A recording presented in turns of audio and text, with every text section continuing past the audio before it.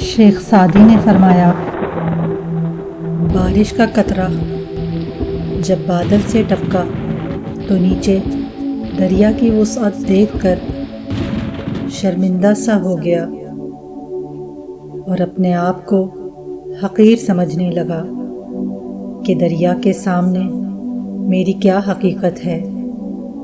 اس کی عاجزی پسند آ گئی، سیپ نے منہ کھول دیا اور قدرت نے اس قطرہ آب کو بادشاہ کے تاج کا موتی بنا دیا۔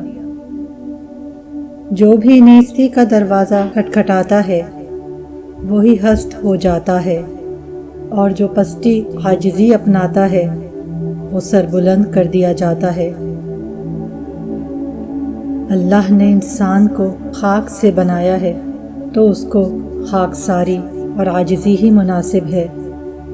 خاک والے کو آگ والا متکبر بننا مناسب نہیں ہے، کیونکہ شیطان کو آگ سے بنایا گیا اور اس نے اسی کو دلیل بنا کر خدا سے متکا لگا لیا اور ذلیل ہو گیا، جبکہ آدم علیہ السلام نے بھول کر خطا ہونے کو بھی اپنے لیے بڑا عیب سمجھا اور عاجزی و زاری کرنے لگے۔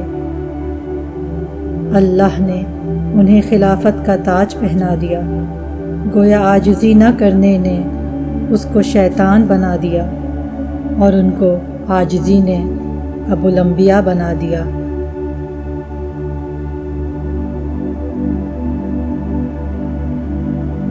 جو اللہ کے لیے عاجزی کرتا ہے پھر اللہ اس کو بلندی عطا فرما دیتا ہے۔